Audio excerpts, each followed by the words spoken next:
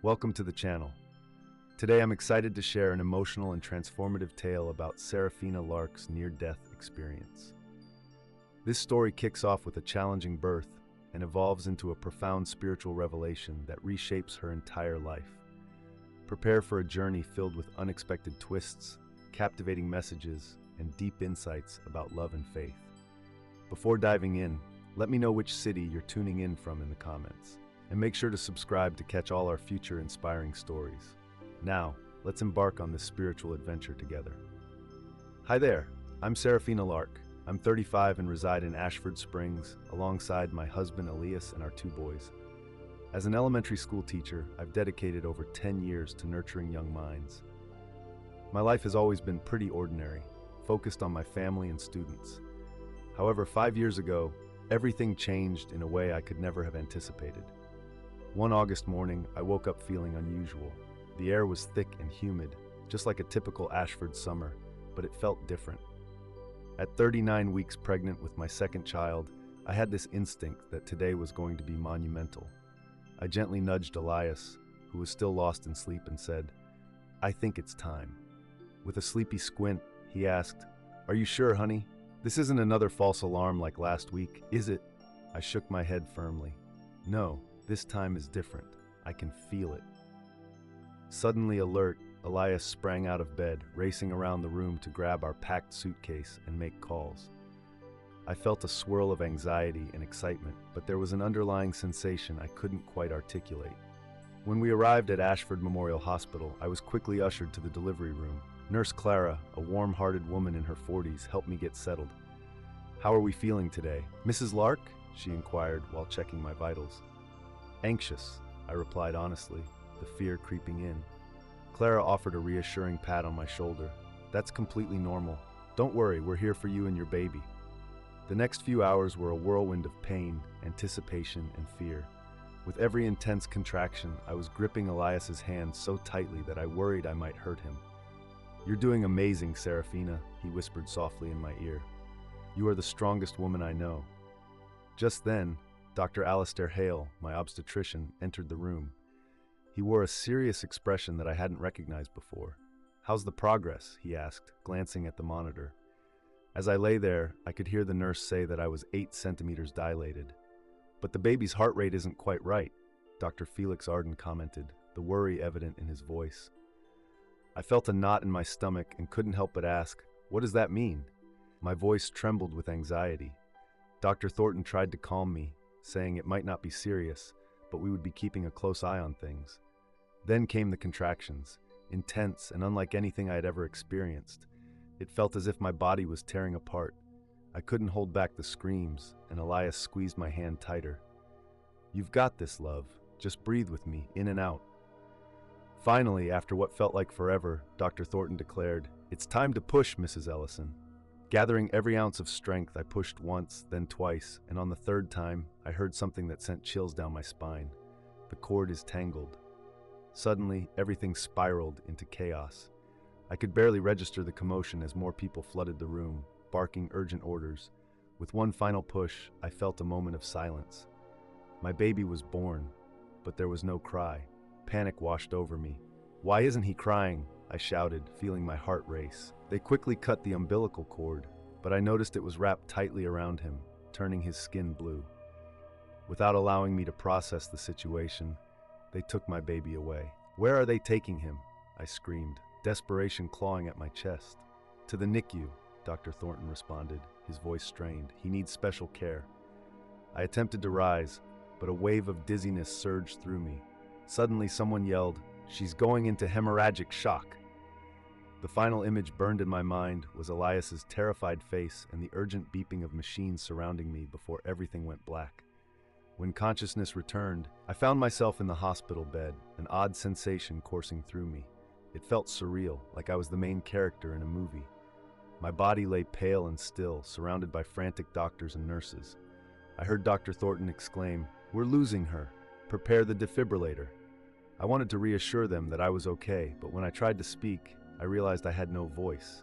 It was like I was hovering outside my own body. Panic set in momentarily. Was I dead? But slowly, an incredible peace enveloped me. a serenity I had never known before. I felt an incredible weight lift off my shoulders. Across the room, I spotted Elias, cornered and comforted by a nurse. Tears streamed down his face. "Mr. Lark," the nurse said softly, "maybe you should step outside." "No," Elias insisted, shaking his head. "I can't leave you, Serafina. Please stay with me." I longed to embrace him, to let him know I was there and that my love for him was unwavering.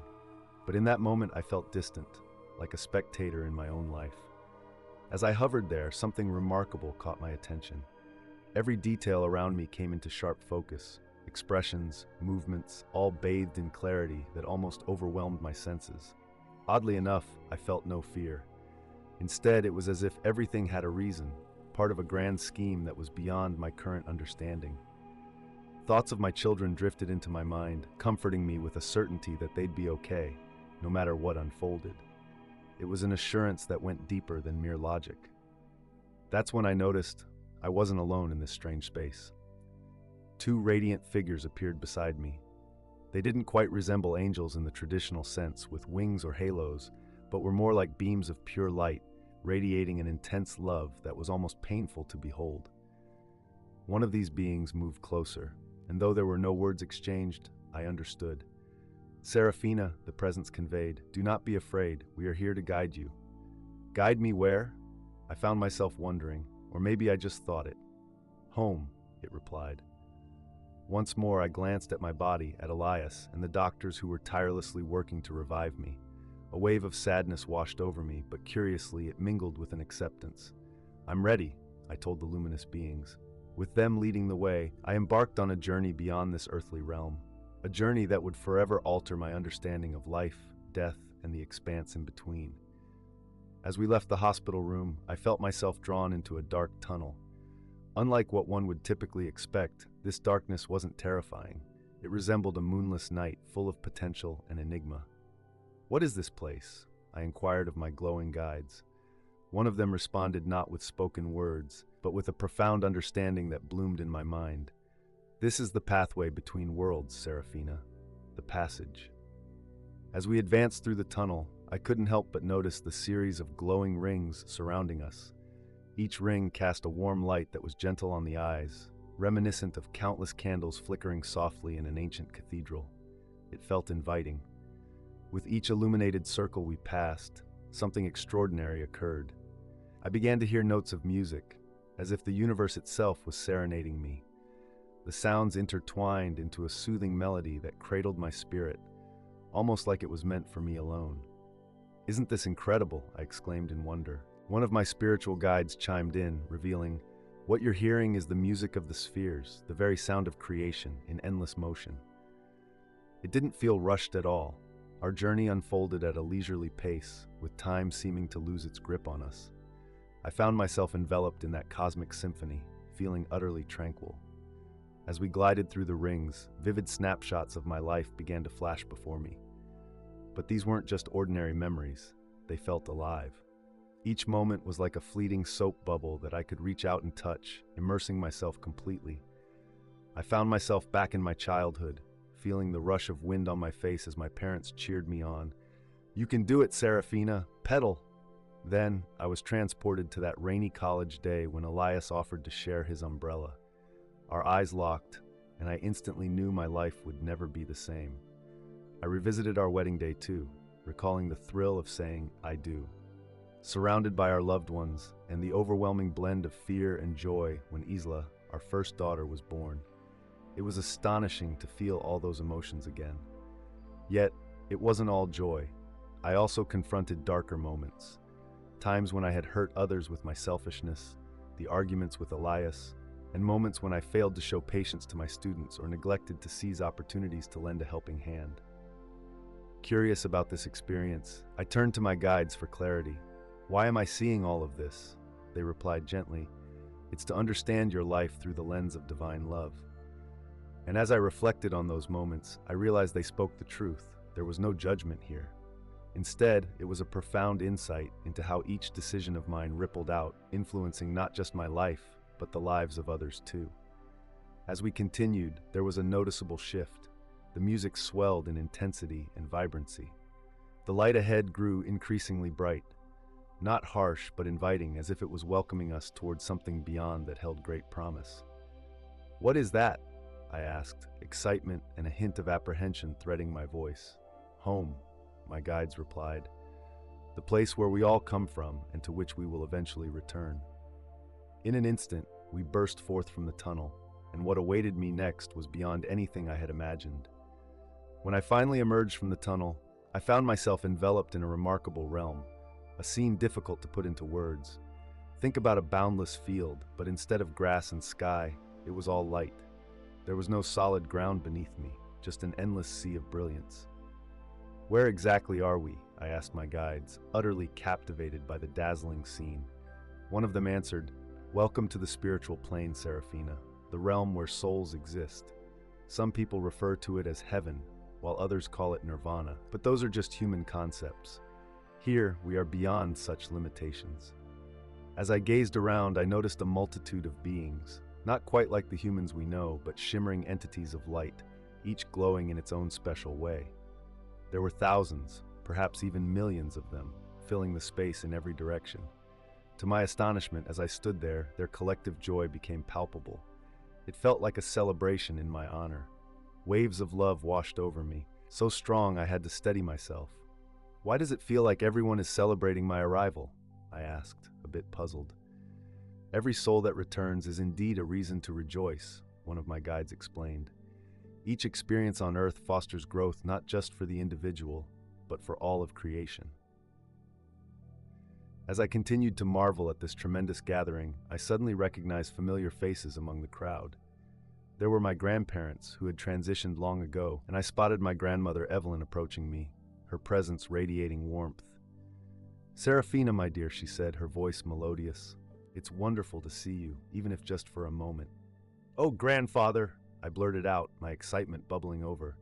"I've missed you so much. There's so much I wish I could tell you." With a knowing smile, she replied, "I've been watching you, sweetheart. I'm so proud of the woman you're becoming." Just as I was about to respond, I noticed my grandfather Thomas, and beside him was my old dog, Scow, joyfully bounding and wagging his tail. "Scow!" I cried out, bending down to embrace him. To my surprise, I could actually feel his soft fur and the warmth of his body. "How is this even real?" My grandfather chuckled, his laughter filled with delight. "Here, darling, anything is possible. Love knows no boundaries." As I looked around, it dawned on me that I recognized even more souls than I had first thought. Friends I had lost, inspiring teachers, and even those I had met just briefly, but who had left an imprint on my heart. How can I connect with them all? I inquired, turning to my guides, eager to embrace this connection. Imagine stepping beyond the familiar bounds of time and space. One of my guides explained that every encounter and interaction we have creates an everlasting bond between our souls. As I took in this astonishing information, I realized something even more remarkable. Some of the beings I recognized appeared distinctly different, more radiant, more complete. Curiosity got the better of me, and I asked, "Why do some seem so much more evolved?" A guide chimed in, "Each soul moves forward at its own pace, Serafina. Some have countless earthly lives, while others embark on only a few. But the essential journey is one of growth and learning for all." This insight sent my mind spiraling into reflection about my own existence and the choices I had made. What about me? How am I faring on this journey? Just then, my grandmother Evelyn joined me. "Sweetheart, every life is special and unique. You are right where you need to be. Avoid comparing yourself to others. Focus instead on your own growth and love." In that moment, a wave of understanding washed over me. I perceived the interconnectedness of everything in the universe. It dawned on me that each thought and action reverberates through the whole system. The sense of separation we often feel from one another, and even from God, turned out to be an illusion. "It's so overwhelming," I admitted, feeling tiny amidst the enormity of it all. One of my guides placed a reassuring hand on my shoulder. "It's perfectly normal to feel this way, Serafina, but don't forget, you are an integral part of this whole. Your existence matters just as much as any other souls here." While I contemplated these profound revelations, I noticed a region in the spiritual realm glowing even brighter, exuding an intensity that drew my attention. Curiosity piqued, I pointed and asked, "What's that?" My guides exchanged knowing looks before one of them said, "That's where the cherubs worship, a sacred space much closer to the divine presence."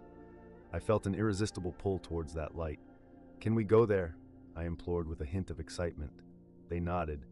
"If you feel ready, we can approach," one guide replied. With a blend of awe and anticipation, we started moving towards that radiant glow, ready for what lay ahead in this extraordinary journey. As we drew nearer, I began to hear something, a distant murmur that soon sharpened into a more defined melody. It was music, but unlike anything I had ever experienced on Earth. "What is that sound?" I exclaimed in wonder. One of my guides smiled and said, "That's the song of the cherubs, Seraphina, the eternal praise of the Creator." When we finally reached our destination, the sight that awaited me took my breath away. I found myself in the presence of an extraordinary group of beings, unlike any I had encountered before. Imagine smaller than usual light beings, roughly the size of young children, yet they radiated an energy that was simply stunning. Each of them shone with a brilliance that made everything else around them seem dull. These cherubs were in a constant state of motion, dancing with a frantic yet harmonious grace. As I observed, I noticed one of them moving their arms rapidly, covering their eyes, ears, and mouth in a rhythmic pattern. Intrigued, I couldn't help but ask, "What does their movement signify?" My guide, clearly accustomed to such wonders, explained, "Every gesture they make carries deep meaning. When they shield their eyes, it's because the glory of God is so overwhelming that not even they can bear to look directly at it. Covering their ears indicates that the divine mysteries are beyond their full understanding, and by covering their mouths, they acknowledge that no words can truly express the greatness of God." As I continued to watch the cherubs, I came to realize that they weren't just dancing, they were also singing.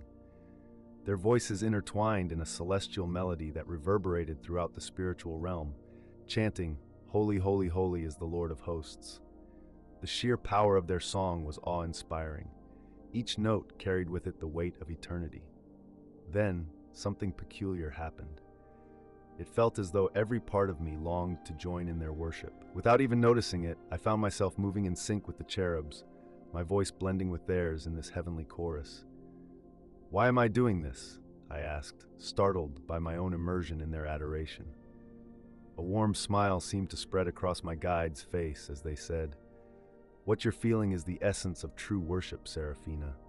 It's not a chore or something to perform for God's sake. Rather, it's a natural, almost instinctive reaction to the divine presence, like breathing or the rhythm of a heartbeat." As I surrendered to this cosmic dance, a profound realization began to unfold within me. I perceived that the entire universe, every minuscule atom, every grand galaxy, was engaged in a perpetual act of worship. Every single star, every living creature participated in a magnificent cosmic symphony, celebrating the Creator simply by existing. "It's so beautiful," I whispered, deeply moved by this revelation. "Yes, it is," my guide affirmed, sharing in my wonder. "And the most astonishing part is that this praise is eternal. It never ceases. It's always renewing, always vibrant." I lingered in that moment, engulfed in an experience that felt timeless, as if the concept of time had all but vanished from this transcendent realm. Feeling a mixture of anticipation and hesitance, I stood at the edge of a beautifully adorned gathering of cherubs, knowing it was time to move forward on my journey. There was a world full of new experiences waiting for me, and I couldn't help but wonder where my guides would lead me next. "So, where to from here?" I asked, my curiosity piqued. They exchanged knowing glances, which only heightened my intrigue. "Seraphina," one of my guides replied, their tone serious, "you are about to witness something that only a select few get to experience during their visits like yours." My heart raced. "What's that?" I questioned, a mix of excitement and apprehension washing over me. "You will have a chance to glimpse the divine presence," came the answer. Their words sent a shiver through me. Deep down, I felt unprepared, yet an undeniable longing stirred within. And so, with whatever sense of self I had in that moment, I steeled myself for what lay ahead. As we stepped away from the cherubs, the atmosphere began to shift. The light around us, which had already been radiant, intensified in a way that was inviting rather than blinding. "What's happening now?" I asked my guides, a blend of thrill and anxiety building inside me. "We are nearing the essence of all existence," one of them said. "Prepare yourself, Serafina." In an instant, I found myself before an indescribable presence, something so vast and powerful that it felt like it filled every corner of space, while at the same time being right there, just in front of me. In a moment of clarity, I realized I was encountering the very essence of divinity. This wasn't some old man on a throne. No, it was pure energy, pure love, pure consciousness. It was as if I stood before a sun, but instead of flames, this light radiated unconditional love, a warmth infinitely more potent than anything I could have imagined. "I don't know if I can handle this," I murmured, feeling utterly exposed. One of my guides gently placed a comforting hand on my shoulder. "Just breathe, Serafina. Remember, you're part of this too. The light flows through you." At that moment, every thought I ever had about God and the teachings I had grasped in church felt trivial, almost laughable. I realized that our spiritual doctrines, however sincere, barely scratched the surface of the true divine nature. Then, unexpectedly, I heard a voice. Not a voice in the traditional sense, but something more profound. Imagine if every atom in existence spoke in perfect harmony all at once. Suddenly, a voice addressed me. "Serafina, my beloved daughter." Those simple words filled my heart with an indescribable joy, and tears, whatever form they took in that wondrous state, streamed down my cheeks. Hesitantly, I replied, "Father." The divine presence, though faceless, radiated warmth as if it smiled at me. "Yes and no, Father, Mother, Creator, Source. I am everything and nothing at once." In that moment, standing before this presence, I felt utterly exposed. No secrets, no hidden flaws. Yet there was no judgment cast upon me, only a profound, unconditional love. I asked nervously, recalling all my missteps, "But what about all the wrongs I've committed?" With vast compassion, the voice answered, "There are no mistakes, only lessons. Every experience offers you a chance to grow and expand. You are perfect in your imperfections." As I absorbed these truths, a new understanding unfolded within me. I began to perceive how everything in the universe is intricately linked. Each action and thought ripples through the whole. It dawned on me that the separation we experience from one another and from God is merely an illusion. Curious, I questioned, "Why can't we see this truth while we're on earth?" The divine presence replied, "The veil of forgetfulness is essential for free will. Without it, genuine choices and growth wouldn't be possible." Bathed in this divine light, I embraced profound truths that transcended human comprehension. It felt as though every question I ever had was being answered, not through speech, but through a deep understanding that resonated within every fiber of my being. After what seemed like an eternity, perhaps it truly was, I sensed it was time to depart. The divine presence imparted one final message. "Remember, Serafina, you are never alone. I am always with you, within you. Go and share this love with the world." As I stepped away from that extraordinary encounter, I knew my life had irrevocably changed. This glimpse of divine truth would remain etched in my heart.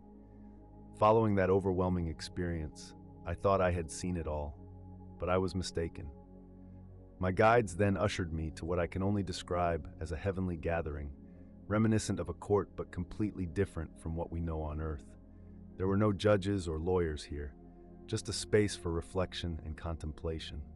At the center of this space, I recognized a figure. It was Jesus. He didn't resemble the traditional portrayals I had seen in paintings, but his presence was unmistakable. His hair shone brilliantly white, reminiscent of a fresh dawn, and those intense golden eyes held an entire universe's worth of love. When he smiled at me, a profound wave of peace washed over me, making me feel as if I might just collapse from its intensity. "Dawn," he called out, his voice rich and warm. "Welcome, Jesus," I managed to respond, though my words trembled with emotion. "Is it really you?" His laughter filled the space like sunshine bursting with joy. "Yes, it's truly me, but not exactly as you've pictured. I'm both more and less." Before I could ponder what he meant by that, he led me gently to the center of a radiant courtroom. Then, something extraordinary unfolded. My entire life began to play out in front of me, visible to the spiritual beings present. It felt like watching a movie in vivid dimensions, but I was immersed in the emotional depths of each scene. I witnessed moments of kindness and generosity I had completely forgotten, simple acts where a friendly word or a caring gesture had profoundly impacted someone's life. Do you remember this day? Jesus pointed to a memory where I was comforting a young student who had lost her father. It was little Evelyn. Of course, I replied, a flicker of joy lighting my voice. I didn't know what to say, so I just hugged her. He smiled knowingly. Sometimes a hug can convey 1,000 unspoken words. Your compassion helped Evelyn navigate her grief, and she decided to pursue counseling as a result. His words left me stunned. Really? I didn't realize.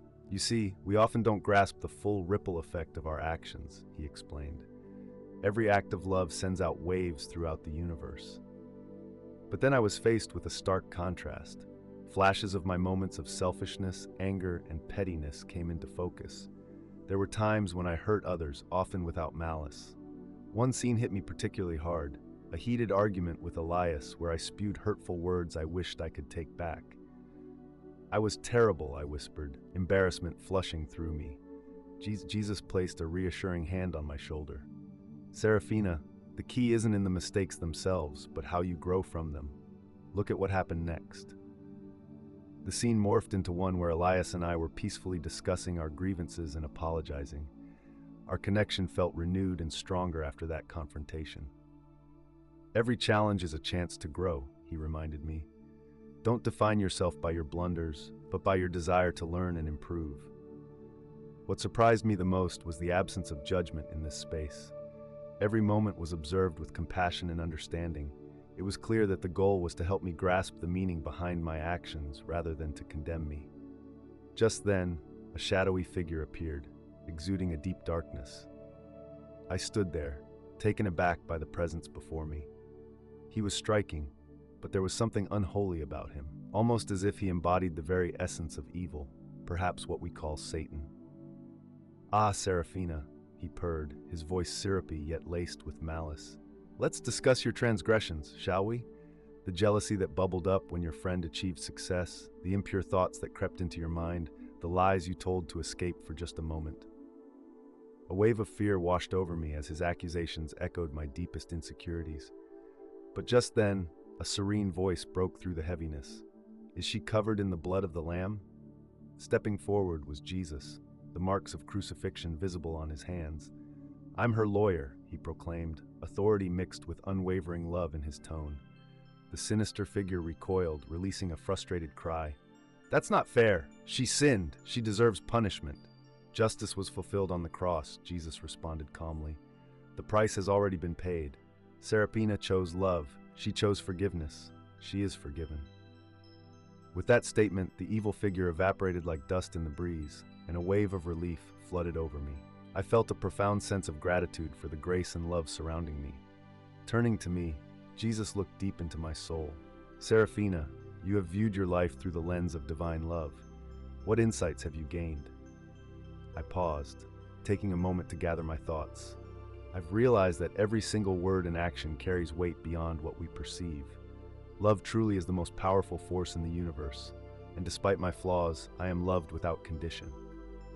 He smiled, that warm, understanding smile. Exactly. Take this wisdom back with you. Live with love, forgive yourself and others, and always remember, you are infinitely loved. My heart swelled, and I yearned to remain enveloped in this unconditional love. Yet in the midst of this bliss, an awareness stirred within me, whispering that my journey wasn't finished. While I was still absorbing everything from this heavenly tribunal, a voice, authoritative yet compassionate, echoed through the spiritual realm. Serafina Lark, it proclaimed. I hesitated before responding. Yes? My heart raced, a hint of anxiety creeping in.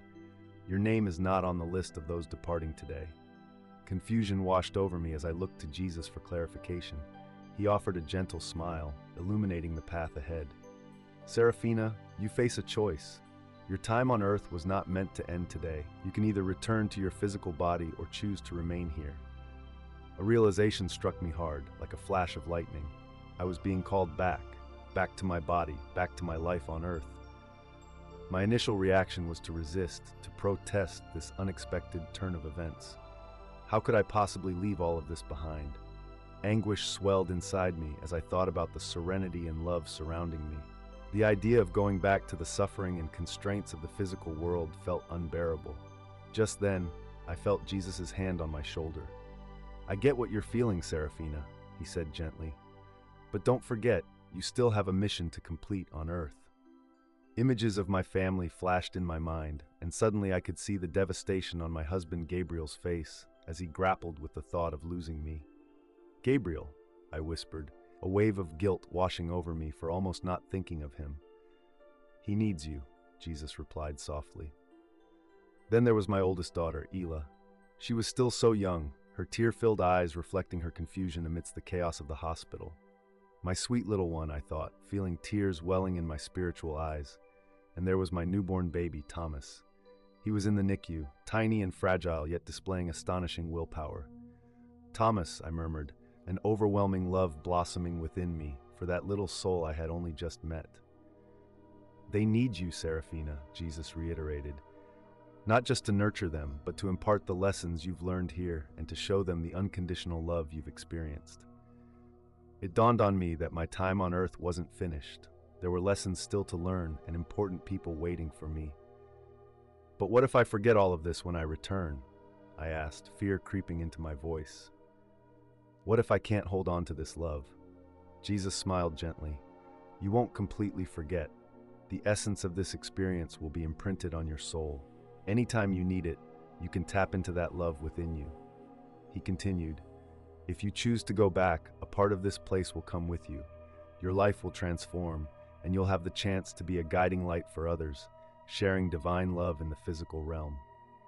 At that moment, I was flooded with mixed emotions, sadness at the thought of leaving this realm of tranquility, yet a newfound determination stirred within me. I would return, not just for my family, but to embrace this new purpose. Taking a deep breath, the spiritual equivalent of one, I declared, "I will come back." Jesus smiled warmly and touched my forehead. "Remember, Serafina," he said, "love is the strongest force in the universe. Live in it and through it. Never forget, you are never alone." In an instant, I felt an unseen force drawing me back. The spiritual world began to fade away. The last thing I caught was Jesus' loving smile before everything melted into darkness. For a brief moment, everything turned black and silent. It felt as if I was floating in complete darkness when, gradually, familiar sounds began to drift into my awareness. The beeping of machines, faint voices, and the hurried scurrying of footsteps echoed around me. As I slowly opened my eyes, the brightness hit me like a wave, harsh and intense after the gentle softness of the spiritual realm. Blinking several times, I struggled to focus. Pain surged through me, an overwhelming physical agony engulfing every part of my body. The serenity I had just come from felt like a distant memory, and the sensation of being back in my physical form was almost too much to handle. Suddenly, I heard someone shout, "Dr. Martinez, she's waking up!" Faces loomed above me, their expressions a mix of relief and astonishment. A middle-aged woman with compassionate eyes, Dr. Martinez, leaned closer. "Mrs. Lark, can you hear me?" she asked. I attempted to reply, but my throat felt raw, and only a weak moan escaped. "No need to talk yet," Dr. Martinez encouraged gently. "You've been through quite an ordeal. It's a true miracle you're here with us." A nurse approached, offering me water on a spoon. The coolness soothed my dry throat, and I slowly started to regain my awareness of where I was.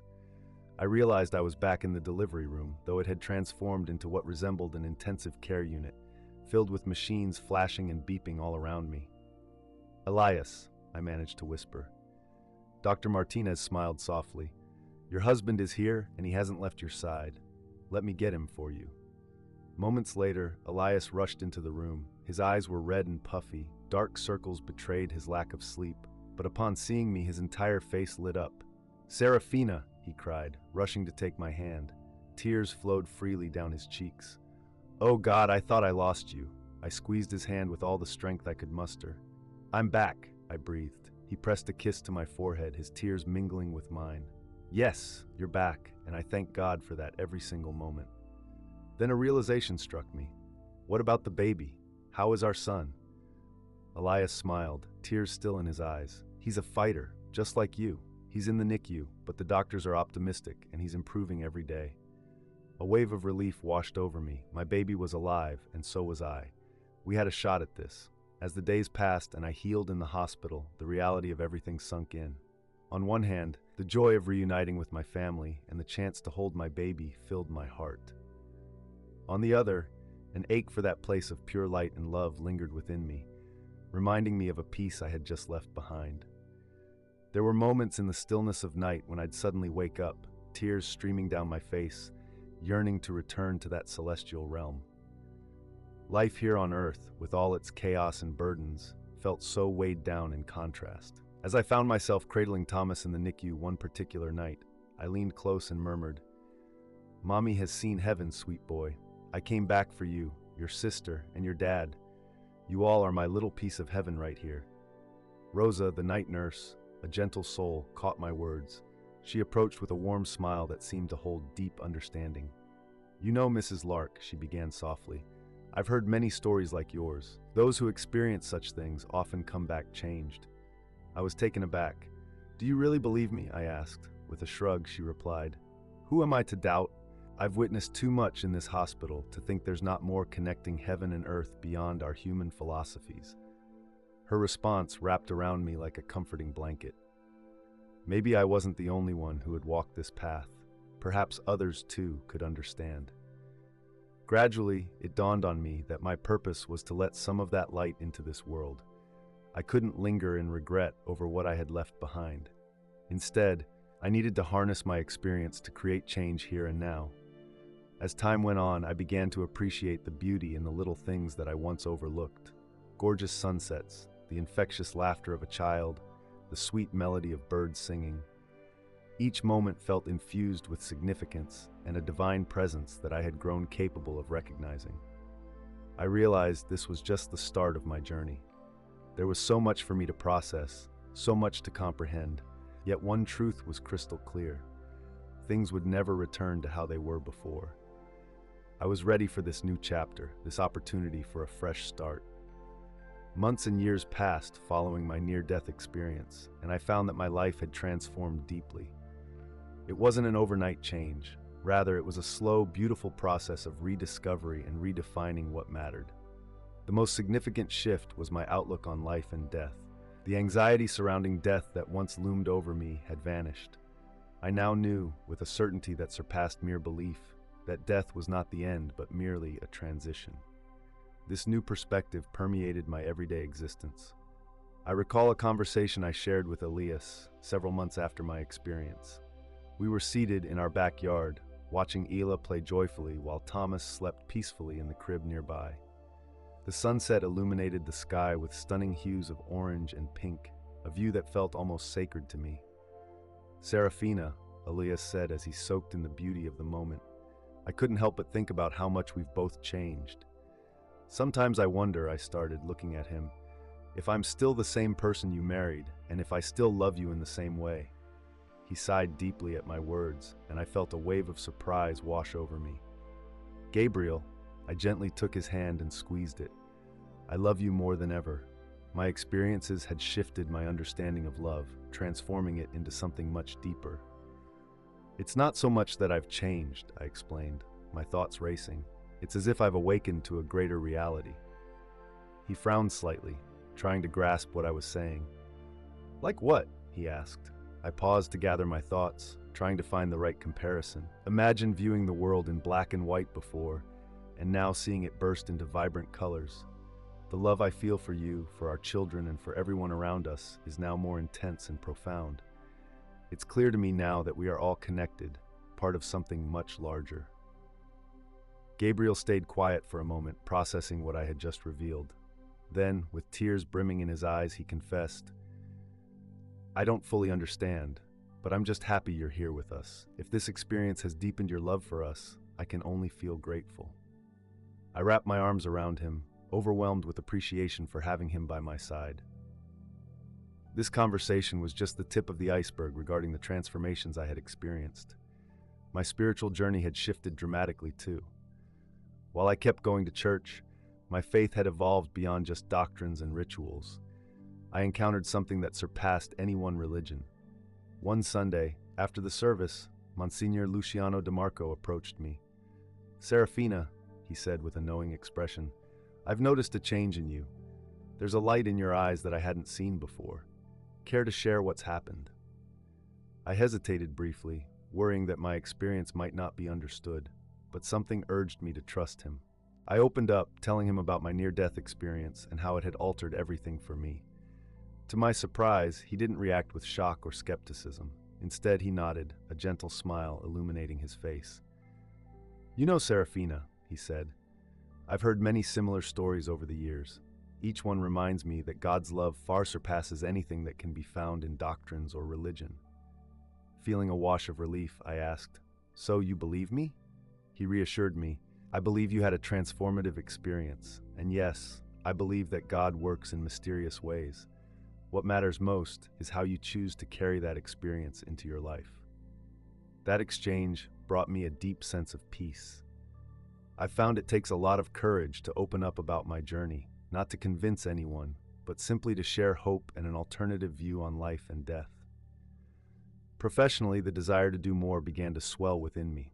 While I continued teaching, I dived into community endeavors, particularly those designed to support individuals facing tough times. One initiative I began was a support group for parents grieving the loss of their children. Drawing from my own experience of nearly losing Thomas, I sought to provide comfort and hope. It was during one of these gatherings that I met Maria. She was a mother mourning her daughter who had been killed in a car accident. One day, as tears streamed down her face, she asked, "How do you manage this? How can you hold on to hope after staring death in the face?" I took her hands in mine and gently responded, "Maria, what I've discovered is that death isn't the finish line. It's simply a transition. Your daughter continues to exist, still loves you, just in a different way, and one day, you two will be reunited." I could see a flicker of hope in her eyes. It might have been small, but it was something. Yet, the journey wasn't free from struggles. I faced doubts and questioned my experiences at times. There were moments when the clarity of what I had felt began to fade, leading me to wonder if it had even been real. However, in moments of quiet reflection, that loving presence would return, reigniting my certainty.